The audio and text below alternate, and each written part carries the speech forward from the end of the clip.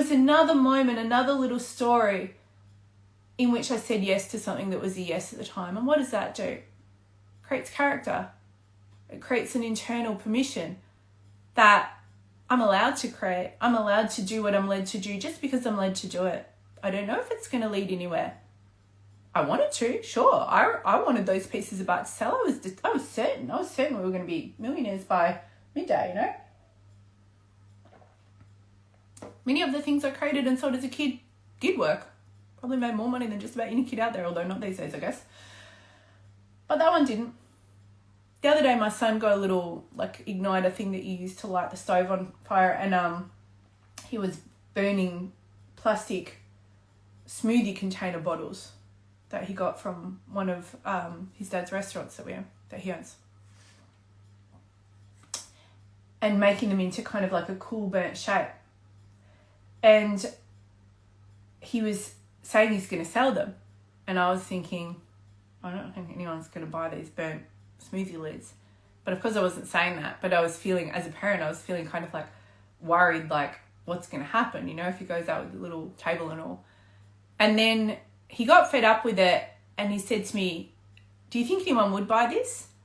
And I said, well, why do people buy something? Sometimes because it's purposeful for some reason, sometimes because they just feel like it, sometimes because it's art. I said, do you think that that's art? And he said, yeah.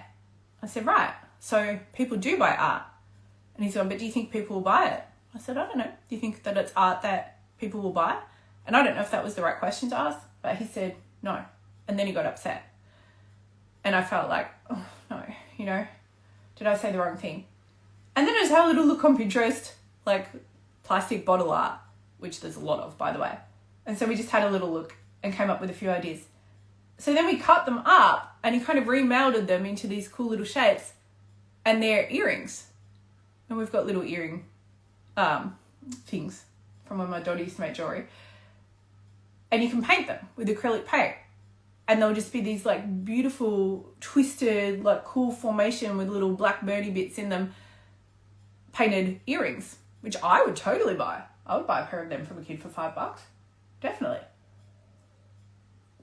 So it became something.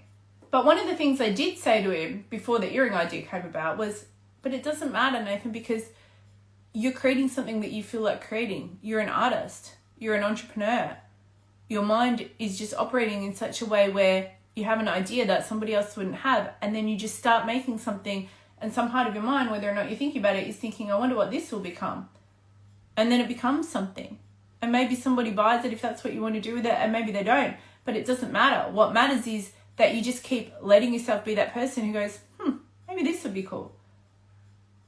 And sometimes that unfolds into a thing that's wow, that's actually a really cool idea. And other times it's oh, well, that ends up discarded, you know, in a pile of stuff of random art ideas or canvases or whatever. And then the next thing comes out.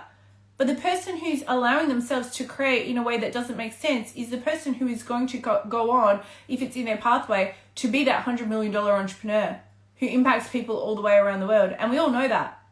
We all know that. We're here because we know that we're different and that we don't look, you know, through a lens that is the same as everybody else. So when did you stop being different? When did you start trying to figure out in advance whether what you're going to say or share or create or sell is going to work? Yeah? That's what you need to consider today. That's what you need to consider.